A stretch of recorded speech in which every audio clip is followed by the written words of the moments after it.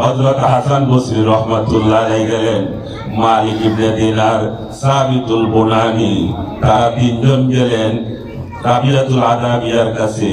রাবিয়ারে বলে, ও রাবিয়া রে, দেখো আমরা তিনজন বুজুর্গ আইছি, যদি ভালো লাগে তোমার স্বামী মারা গেছে, পছন্দ হইলে তিনজনের মধ্যে একজনকে স্বামী হিসাবে গ্রহণ করতে পারো।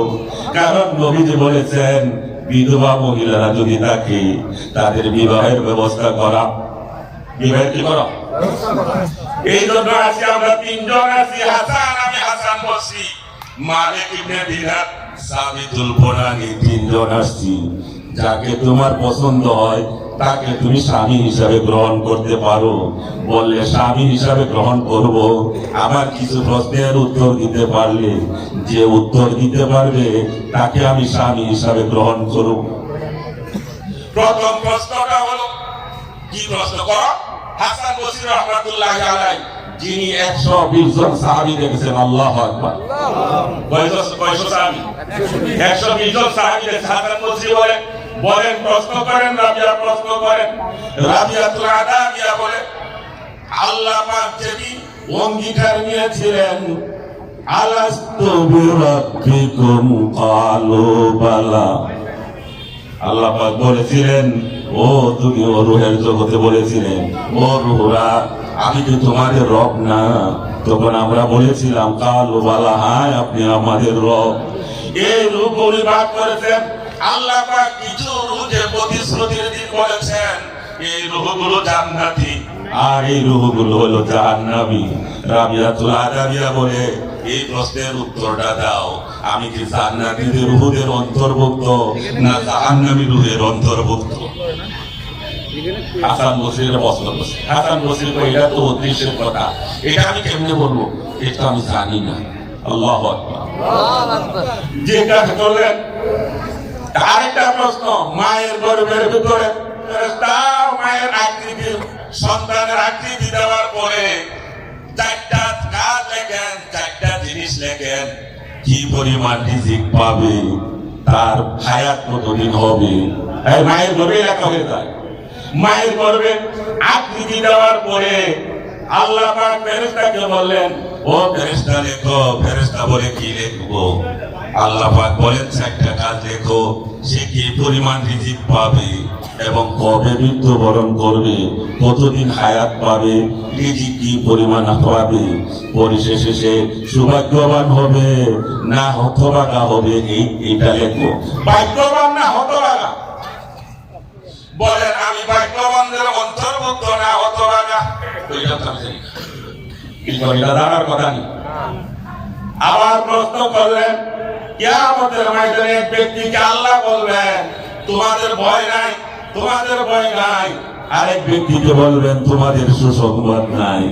বলেন আমি কোনটার অন্তর্ভুক্ত? আমি কোনটার অন্তর্ভুক্ত? কবরটা কারোর জন্য? নবীজি বলেছেন, আল কবরু রাউযাতুম মিন রিয়াজিল জান্নাহ ওয়া হুফরাতুম মিন হুবারাইন নার। নবীজি বলেছেন কবরটা কারোর জন্য জান্নাতের বাগান হবে, আবার কবরটা কারোর জন্য জাহান্নামের গাড়া হবে। জান্নাতের বাগান হবে, কবরটা কারো জন্য জান্নাতের বাগান হবে, আবার কারো জন্য কবরটা জাহান্নামের গর্ত হবে। বলো রে হাসান বসরি, বলো আমার কবরটা কি হবে? আল্লাহু আকবার। একজন মহিলা, কিয়ামতের ময়দানে কিছু মানুষের চেহারা সুন্দর হবে, সাদা দবদবা উজ্জ্বল থাকবে, কিছু মানুষের চেহারা কালো হবে। বলো আমার চেহারাটা কি হবে? কালো না সাদা হবে? আবার প্রশ্ন করলেন, একজন ঘোষণাকারী ঘোষণা করবে, অমুক অমুকের সন্তান, অমুক অমুকের সন্তান, অমুক সৌভাগ্যবান হয়ে গেছে, অমুকের সন্তান, অমুকের মেয়ে সৌভাগ্যবান হয়ে গেছে। বলো আমি কোনটার অন্তর্ভুক্ত? এই কথা যখন বললেন, তিন বুজুর্গ কাঁদতে কাঁদতে চলে গেছে। আল্লাহু আকবার। তিন বুজুর্গ কার কাছে আইছি?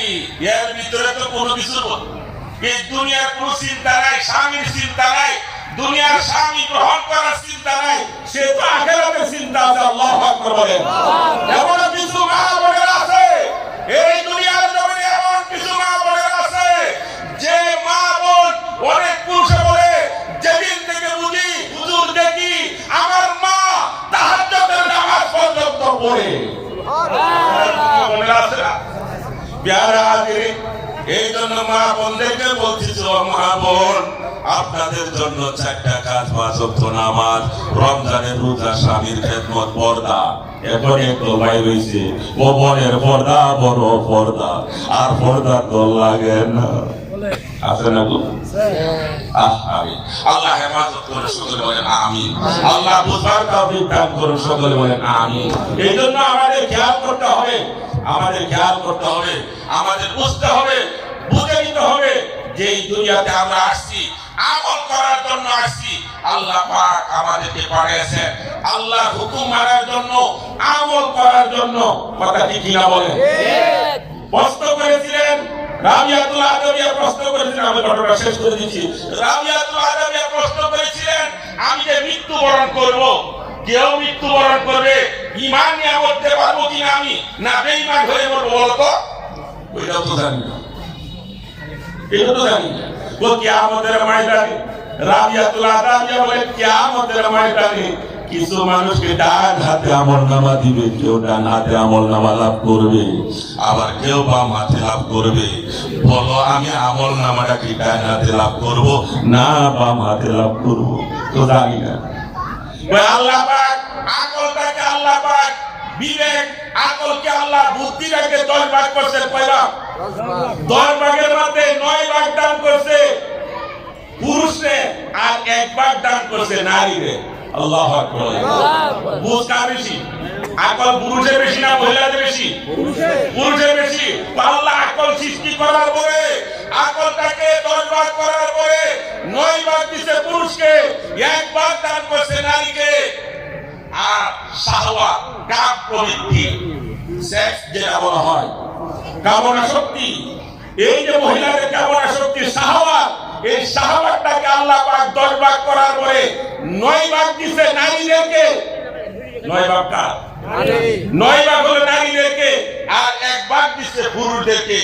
আমি 9 ভাগ যদি কন্ট্রোল করতে পারি, আমি 9 ভাগ যদি কন্ট্রোল করতে পারি, আমার স্বামীর দরকার নাই, আমি যদি 9 ভাগ কন্ট্রোল করতে পারি, তাহলে তোমাকে যে 1 ভাগ শাহওয়াত আছে, এর মনে তুমি আইছো আরেকটা বিয়ার কথা।